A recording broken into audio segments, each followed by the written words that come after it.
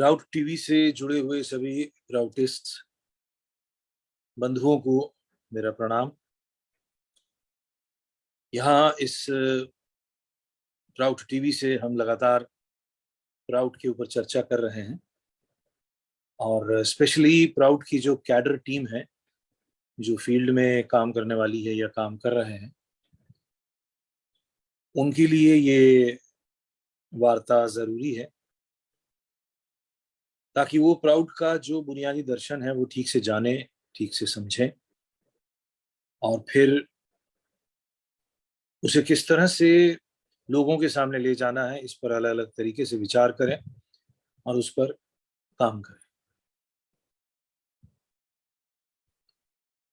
तो आज जो हम सूत्र डिस्कस करेंगे वो 11वां और 12वां सूत्र है।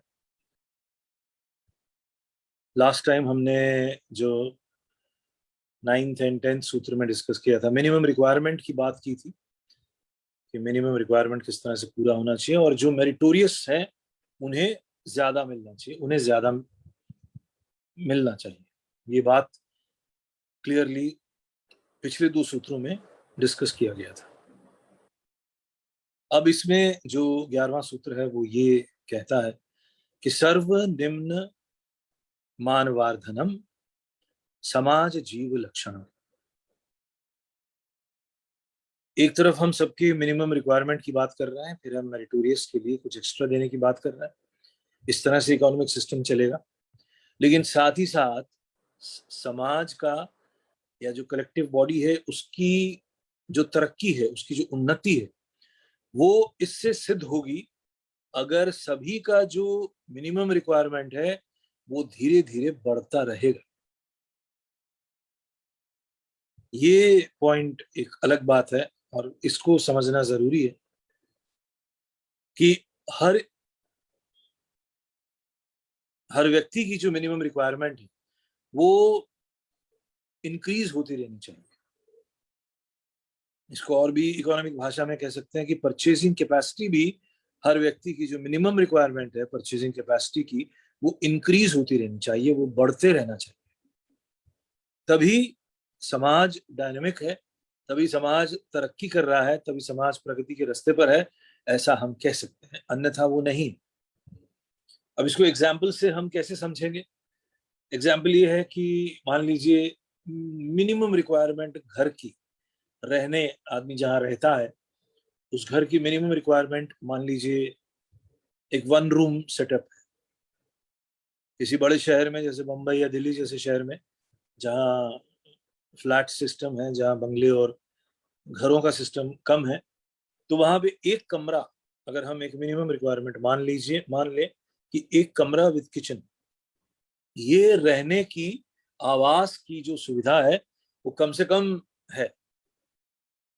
और मेरिटोरियस के लिए जैसे उसकी ताकत है, जैसे उसकी क्षमता है, तो मेरिटोरियस व्यक्ति को 2 BHK, 3 BHK, 4 BHK ऐसा दिया जा सकता है, या 1 BHK।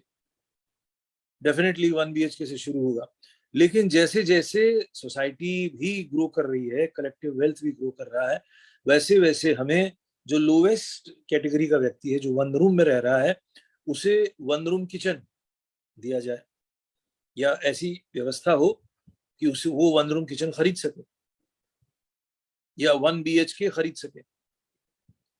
और अगर मेरिटोरियस के पास 3 BHK है, 4 BHK है, तो यहाँ मिनिमम 2 BHK लिया जाए, 2 BHK लेने की व्यवस्था हो। ये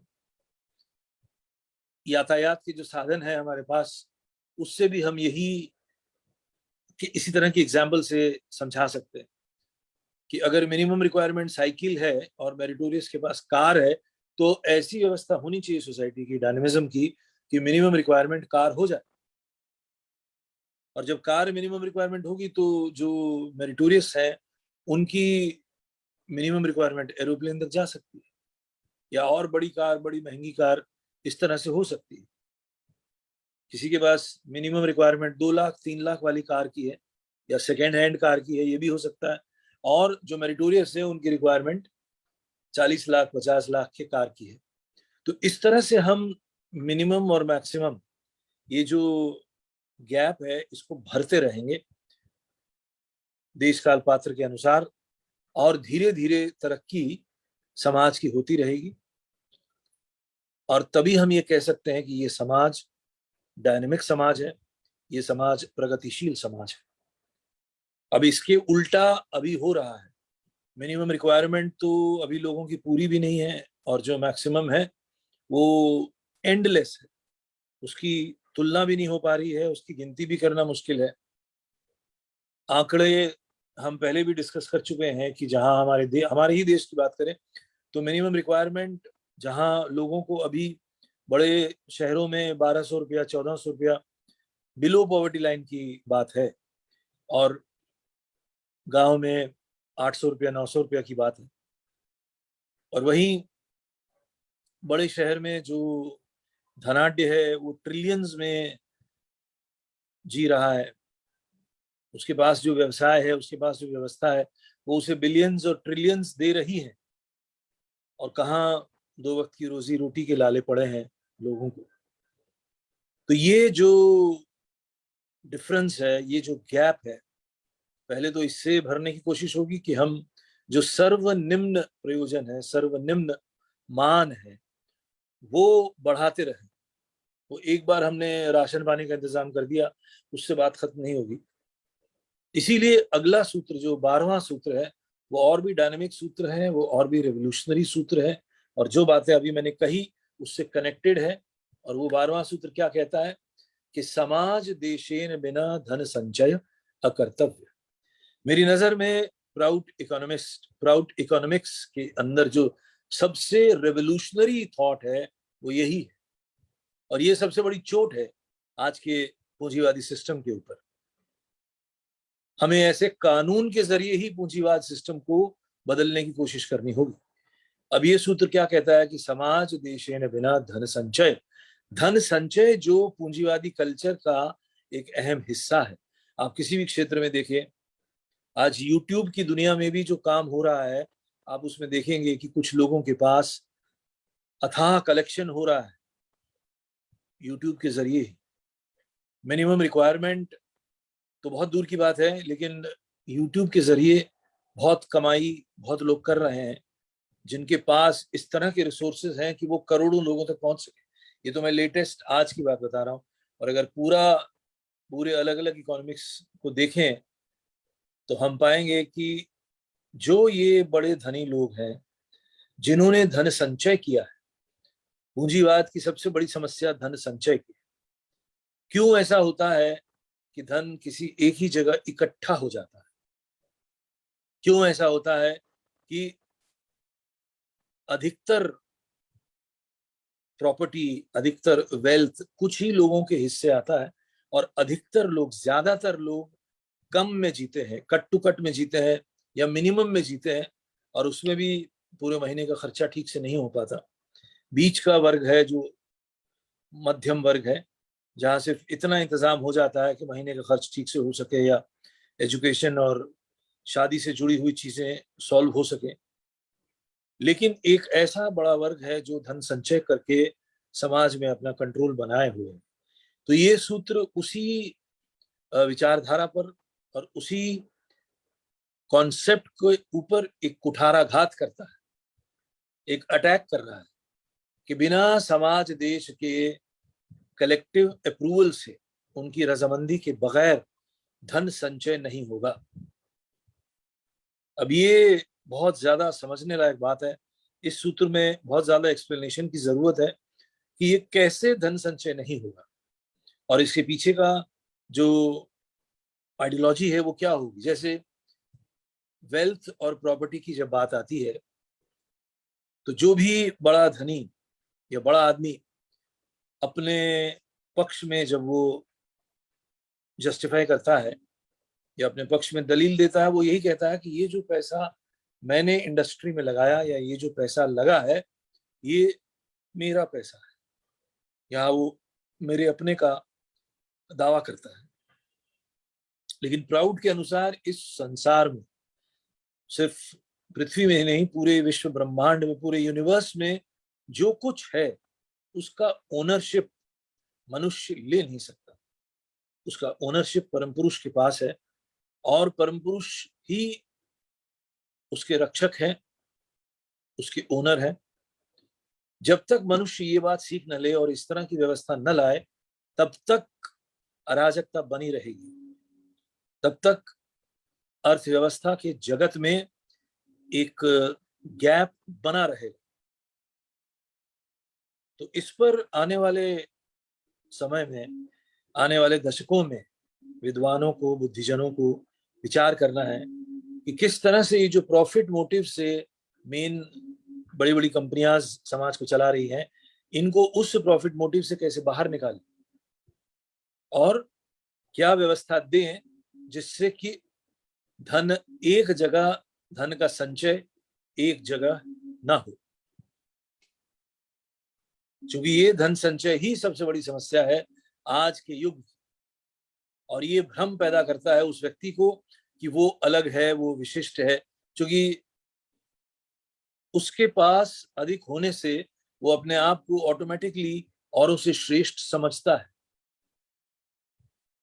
वो श्रेष्ठ हो सकता है गुण में, अगर वो किसी हुनर को कैरी कर रहा है, वो डॉक्टर है, वो वकील है, या उसके पास कुछ दूसरे गुण हैं, मैनेजमेंट के गुण हैं, या किसी दूसरी इंडस्ट्री से रिलेटेड उसके पास कुछ गुण है। लेकिन अगर वो चोरी चकारी छल कपट से अपना धन बना रहा है तो ये गुण नहीं है, ये कनिंगनेस है, ये चालाकी है, ये भोले वाले लोगों को बेवकूफ बना के अपना धन इकट्ठा करने की बात है, ये मासूम लोगों की जिंदगी के साथ खिलवाड़ करने की बात है, और उससे आप धन संचय कर रहे हैं। क्योंकि धन संचय ईमानदारी से होता नहीं है। आपको कुछ अलग ट्रिक्स, कुछ अलग गेम्स खेलनी पड़ती हैं जिससे धन संचय होता है। अब आप डॉक्टर, हमने डॉक्टर का जिक्र किया, डॉक्टर और उससे जुड़ा हुआ जो फार्मेसी का प्रोफेशन है, अगर हम उस पर गौर करें तो एक बहुत बड़ी धांधली, एक बहुत बड़ी साजिश और एक बहुत बड़ी बेईमानी साफ तौर से दिखाई देती है। लेकिन उस बेईमानी के खिलाफ आप जा नहीं सकते, क्योंकि वो बेईमानी शासन के द्वारा, सरकार के द्वारा मान्य है। डॉक्टर जानबूझ के पेशेंट्स को ऑपरेशन की तरफ धकेल देता है। डॉक्टर जानबूझकर पेशेंट्स को ब्लड प्रेशर की दवाइयां और डायबिटीज की दवाइयां खाने के लिए मजबूर करता है, बाध्य करता है। क्योंकि अब ऊपर से भी ऐसे आदेश आ गए हैं कि जिनका इस डिग्री तक प्रेशर, ब्लड प्रेशर है, तो उसे परमानेंटली दवाई दे दो। परमानेंटली दवाई खाने वाले लोगों की तादाद बढ़ेगी तो ही फार्मा कंपनीज की दवाइयां बिकेंगी। दवाइयां बिकेंगी तो ही घर घर से उन्हें पैसा आएगा, तो ही धन का संचय होगा। तो अब देखिए कितना कनेक्टेड है धन संचय, बेईमानी और मिसयूज ऑफ पावर। जब प्राउड ये सूत्र की घोषणा करता है कि समाज देशेन बिना धन संचय अकर्तव्य, इसके साथ ही चली आती है बहुत सारी बातें जो प्राउड से जुड़ी है। इसलिए प्राउड सिर्फ एक इकोनॉमिक सिस्टम नहीं है, हमें बार बार ये याद दिलाना पड़ेगा खुद को भी, औरों को भी, कि प्राउड जीवन बदलने वाला सिस्टम है। इसमें नैतिक मूल्य शामिल है, इसमें आध्यात्मिक मूल्य शामिल है, इसमें आध्यात्मिक लक्ष्य शामिल है, और बिना उसके जीवन सर्वांगीण हो नहीं सकता। बाबा ने, श्री पी आर सरकार साहब ने एक जगह बहुत स्पष्ट किया कि ये जो अमीर लोग हैं, इनका हृदय परिवर्तन कैसे होगा, इनके मन में ये थॉट वेव कैसे आएगा कि धन इकट्ठा नहीं करना है और कम पैसे में ही, या नो प्रॉफिट नो लॉस में बिजनेस करना है। ये बात इनके अंदर कैसे समाएगी। तो सरकार साहब ने इसका उत्तर ये दिया कि इन्हें आध्यात्मिक पथ पे लाना होगा। कारण क्या है? लोभ की वृत्ति है। ये लोभ बहुत बड़ा षड्रिपु है। ये एक ऐसा षड्रिपु है जो आपको और चाहिए की मांग करने के लिए मजबूर करता है। आप थोड़े में गुजारा कर नहीं सकते, क्योंकि आप उसी से भर रहे हैं अपने आप को। किससे भर रहे हैं? भौतिक वस्तुओं से। किससे भर रहे हैं? धन से। किससे भर रहे हैं? फिजिकल वर्ल्ड में दिखने वाली अचीवमेंट से। जब मनुष्य इन चीजों से अपने आप को भरने की चेष्टा करेगा तो वो इसी दौड़ में लगा रहेगा। वो सूक्ष्म जगत की यात्रा कर नहीं सकता, उसके अंदर सूक्ष्म जगत की यात्रा करने का मादा भी डेवलप नहीं हो सकता। तो सरकार साहब कहते हैं कि लोभ की वृत्ति को कम करने के लिए इन बड़े धनिकों को आध्यात्मिक पथ पे लाना होगा, इन्हें नैतिक मूल्य सिखाना होगा, इन्हें अपना बहुत कुछ छोड़ना होगा। अब वो कब होगा, कैसे होगा, और हम जैसे प्राउटिस्ट इसको कैसे सफल कर सकते हैं, ये समय बताएगा। देखिए, ऐसी अवस्था आज से 2500 साल पहले थी, जब क्षत्रिय युग इतने चरम पे था, और तब भी समाज क्षत्रियों के आतंक से बहुत बुरी तरह प्रभावित था। ये दौर मैं बता रहा हूँ, उपनिषद युग शुरू हो गया है, उपनिषद काल शुरू हो गया है, और जिसे हम एंशिएंट पीरियड कहते हैं, इतिहास का, बुद्ध से पहले का इतिहास का, महाभारत के बाद का समय। तब भी राजाओं ने बेशक धर्म को अपनाया, धर्म के मूल्यों को अपनाया, और लॉर्ड कृष्ण की द्वारा क्रिएट किया गया जो प्रेशर था, उससे उन्होंने जनता की या जनमानस की या आम व्यक्ति की मिनिमम रिक्वायरमेंट को पूरा किया, जो आज तक हमारे देश में चला आ रहा है, सेल्फ सफिशिएंट विलेज इकोनॉमी।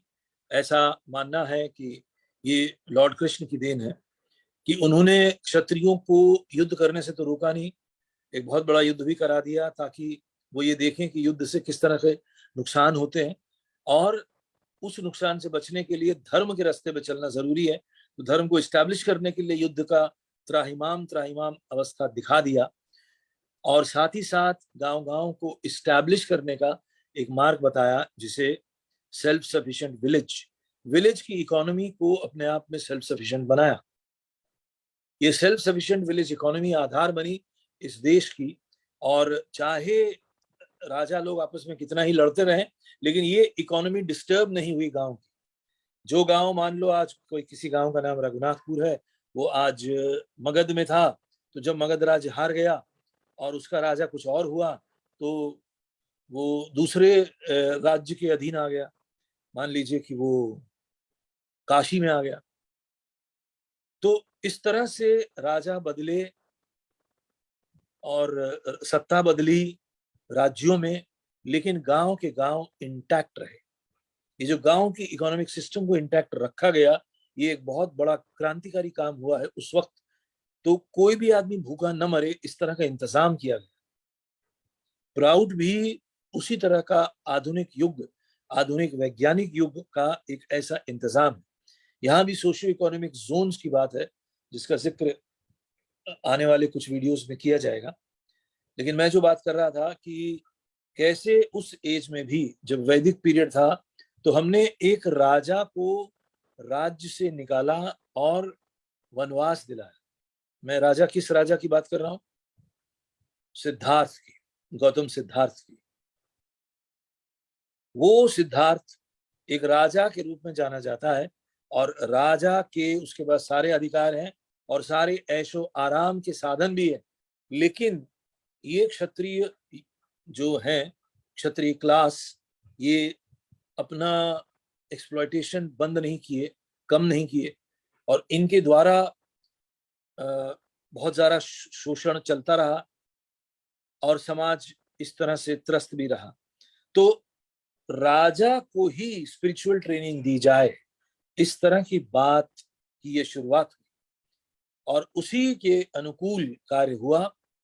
जाहिर है उसमें इस राजा के पिता भी शामिल थे, और दूसरे जो विद्वान विप्र हैं वो शामिल थे। तो उन्होंने एक राजा को राजगद्दी से निकालकर जंगल की ओर प्रस्थान कराया, और वहां उसकी स्पिरिचुअल ट्रेनिंग हुई, और वो लौट के आता है और एक संत बनता है, और फिर संतत्व की बात करते हुए जनमानस में एक नए धर्म को इस्टेब्लिश किया जाता है, बौद्ध धर्म। तो कहना ये चाहता हूं कि राजा के जरिए ही काम हुआ। अगर एक ऑर्डिनरी सेंट आता, और ऑर्डिनरी सेंट को ही अगर कोई मध्यम वर्ग से व्यक्ति होता और उसको एक सेंट बना के लॉन्च किया जाता, तो जनमानस सुनती नहीं, जनमानस मानती नहीं। तो जनमानस मानी इसलिए क्योंकि वो राजगद्दी छोड़ के गया, और इससे ये संदेश दिया कि राजगद्दी में कोई सुख है नहीं। आम आदमी तो राजगद्दी को पाने की ही लालसा में जीता होगा उस वक्त, जिस तरह आम आदमी इस वक्त बड़ा धनी बनने की लालसा में जी रहा है। लेकिन अगर किसी धनी व्यक्ति को कन्विंस किया जाए, मैं ये अभी सूत्र से अलग बात कर रहा हूं, कि कैसे हम ऐसा काम कर सकते हैं। यदि बड़ा धनी, बड़ा व्यापारी, बड़ा कैपिटलिस्ट व्यक्ति धर्म के मूल्यों को स्वीकार करता है और मध्यम वर्ग के जीवन को अपनाता है और कहता है कि ये जीवन श्रेष्ठ है, वो जीवन तो नरक है। बिलियनर और ट्रिलियनर बन के जीना तो एक नारकीय जिंदगी है। मैं अब मध्यम वर्ग की जीवन जीने को राजी हूं और साथ ही साथ नैतिक मूल्यों पर आधारित आध्यात्मिक जीवन को अपनाने को तैयार हूं। ये सभी धनिकों को करना होगा। अगर वो ऐसा करेंगे या परिस्थिति के दबाव में उन्हें ऐसा करवाया जाएगा तो ही वो धन संचय की लालसा को छोड़ सकते हैं, धन संचय की लालसा से मुक्त हो सकते हैं, अन्यथा नहीं हो सकते। वैसे ये बात सब पे अप्लाई होती है। अगर कोई आदमी थोड़ा सा भी लोभी है और उसे समझ नहीं आ रहा कि वो लोभ की वृत्ति के साथ क्या करे, तो उसे करना यही होगा, आध्यात्मिक मूल्यों को अपनाना होगा। थोड़ा समय उसे आध्यात्मिक संपदा को अर्जित करने में बिताना होगा और तभी हो जाके उसका जीवन बैलेंस बन सकता है। राउत बैलेंस जीवन की बात करता है, प्रमा की बात करता है और सर्वांगीण विकास, ऑलराउंड सक्सेस की बात करता है। ऑलराउंड सक्सेस क्या है? हमारा इकोनॉमिक सिस्टम तो सही हो, हमारी अर्थव्यवस्था तो सही हो, नो डाउट, लेकिन हमें मेंटल हेल्थ भी चाहिए, हमें इमोशनल हेल्थ भी चाहिए, हमें आर्टिस्टिक वेल्थ भी चाहिए, हमें आर्ट के जरिए सुख होने का मार्ग भी अपनाना है और उसके साथ साथ हमें आध्यात्मिक संपदा भी चाहिए। अगर आध्यात्मिक संपदा के बगैर दूसरी संपदाएं हैं हमारे पास तो हम ऑलराउंड सक्सेसफुल नहीं है। मेरा मानना है कि आने वाले समय में ये जो पूंजीवादी कल्चर है और इसके अंदर ही जो बहुत सारे सेल्फ हेल्प के गुरुज हैं वो जिस तरह से काम कर रहे हैं, चीजें इस दिशा में बढ़ रही हैं कि आदमी ये जाने कि ऑलराउंड सक्सेस ही रियल सक्सेस है। सिर्फ रुपया कमा लेने से कोई आदमी सक्सेसफुल नहीं हो सकता, सिर्फ धन संचय करना सक्सेस की निशानी नहीं है। और हम ये देखते हैं कि जहां भी धन संचय होता है और अगर उसका काम वेलफेयर प्रोजेक्ट्स में नहीं होता है, वो धन बर्बाद होता है। या तो दूसरे उसे लूट के ले जाते हैं, एक दूसरी लॉबी आती है वो आपके धन को ले जाती है, या फिर आप उस धन का उपयोग नहीं करते, वो बैंक में पड़ा रहता है, वो जमीन के रूप में सड़ा रहता है, वो ज्वेलरी के रूप में कहीं अलमारियों में छिपा रहता है या दीवारों में गाड़ दिया जाता है और फिर कभी इनकम टैक्स की रेड होती है या कभी कोई दूसरे लोग हठात ही उस धन को ले लेते हैं। इस तरह से धन को छिपा के रखने की प्रथा हजारों साल से चली आ रही है और इस तरह से गढ़ा हुआ धन भी कई लोगों को मिल जाता है, लेकिन धन की यूटिलिटी उसके सर्कुलेशन में है, उसके संचय करने में नहीं। संचय करें तो उसको वेलफेयर प्रोजेक्ट में लगाएं। और एक व्यक्ति अगर संचय करता है, एक व्यक्ति के पास धन इकट्ठा होता है तो वो डोमिनेट भी करता है, फिर यहाँ तक कि वो सरकारों तक को भी डोमिनेट करता है। सरकार के नियम बनाने में भी उसका अपना एक कंट्रीब्यूशन होता है और वो इस तरह के कानून चाहता है, इस तरह के रिलैक्सेशन चाहता है कानून में जो उसके बिजनेस के लिए, व्यवसाय के लिए फेवरेबल। ये बात देखी जाती है उनके द्वारा जिन्हें धन का संचय हुआ है। और पिस्ता कौन है? आम जनमानस, आम जनता। अगर आप ठंडे दिमाग से सोचे, एक अलग एंगल से सोचे, कोई भी धनी व्यक्ति जिसने अपना 16 माले का एक घर बना लिया है, ऐसे बहुत धनी लोग हैं। और ये बात हम कहें कि ये जो आपने इतना बड़ा बिल्डिंग खड़ी की है अपने रहने के लिए, जबकि आप 4 BHK में या 5 BHK में या एक छोटे से बंगले में भी आप रह सकते हैं, मगर आप इतनी बड़ी बिल्डिंग खड़ी की है 16 माले की, जिसमें आप ही रहते हैं, जिसमें बहुत सारे गाड़ियों के रहने की जगह है, आपके नौकरों के लिए एक पूरा पूरा फ्लोर है। तो ऐसे लोग जो अपना धन संचय करके इस तरह की बिल्डिंग खड़ी किए हैं, यकीन मानिए वो हमारे और आपके पैसे के इकट्ठा होने से ही हुआ। इसको बहुत लोग मानेंगे नहीं, बट सच्चाई यही है। जनमानस का करोड़ों लोगों का अगर 1000 रुपया इकट्ठा होता है किसी भी कारण से, किसी भी तरीके से, ये सिंपल इकोनॉमिक्स है। करोड़ लोग, 1 करोड़ लोगों का 1,000 रुपया इकट्ठा करें तो 1,000 करोड़ तो ऐसे ही हो गए।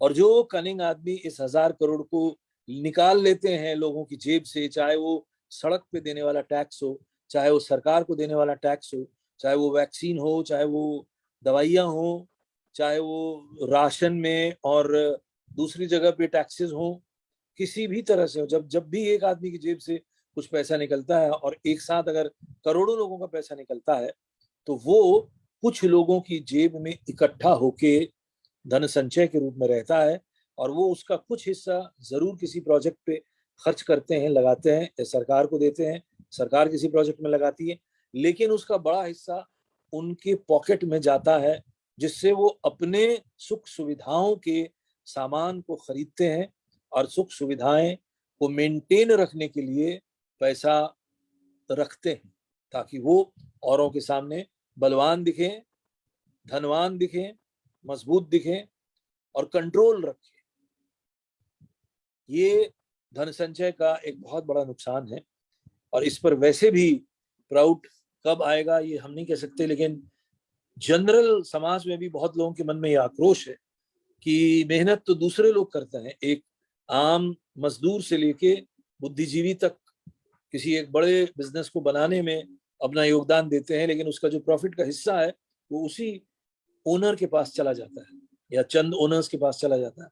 ये सिस्टम अभी भी चल रहा है और इसमें परिवर्तन की आवश्यकता है, इसको बदलने की आवश्यकता है। उसी तरह बहुत से काम में, जैसे हम समाज में देखते हैं कि कुछ प्रोडक्ट्स बिकते हैं, समाज प्रोडक्ट सही चल रहा है, तो उस प्रोडक्ट को लॉन्च करने के लिए, उसको आकर्षक बनाए रखने के लिए अब ब्रांडिंग का जिक्र चलता है, ब्रांड बनाया जाता है। अब ये ब्रांड है क्या?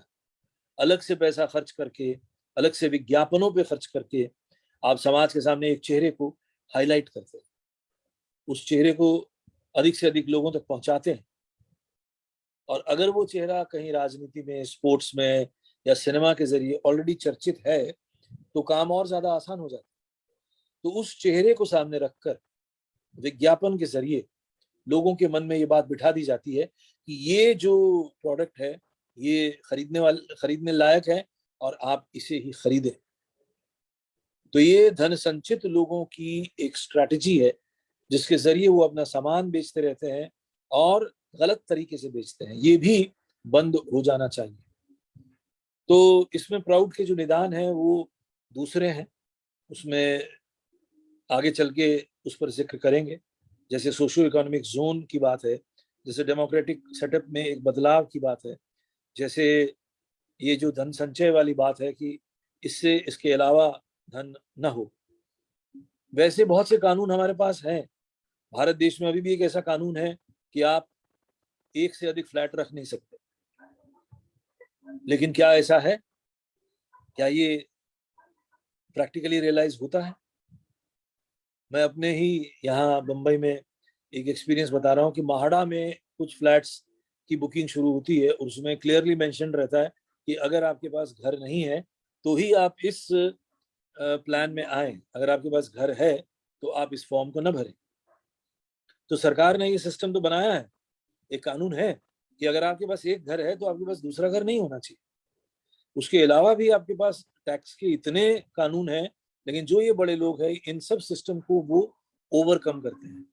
तो वो जो नए फ्लैट खरीदते हैं वो अपने परिवार के नाम पे खरीदते हैं, कंपनी के नाम पे खरीदते हैं, नई नई कंपनीज बनती हैं, फिर बच्चों के नाम खरीदते हैं, रिश्तेदारों के नाम खरीदते हैं, नौकरों के नाम खरीदते हैं, लेकिन वो अपना खरीदने का काम चलता रहता है, कंट्रोल पीछे से उन्हीं का रहता है, लेकिन नाम दूसरों के रहते हैं। तो लूप होल्स इतने हैं सिस्टम में कि कट्टरता से कोई भी सिस्टम का पालन नहीं होता। तो जिसके पास बल है, जिसकी लाठी है, जिसके पास लाठी है, वही भैंस को ले जा रहा है। आज भी स्थिति वैसी ही है वैश्य युग में।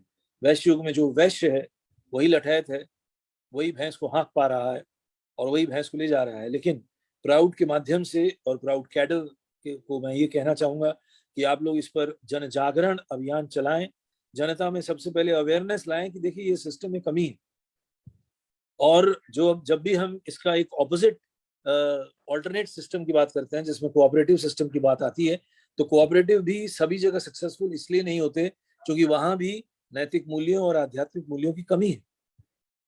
तो प्राउड में अर्थव्यवस्था के साथ साथ नैतिक मूल्य और आध्यात्मिक मूल्यों को लाना होगा, और जब तक व्यक्ति इस पर अमल नहीं करेगा तब तक रिजल्ट्स अच्छे नहीं आएंगे।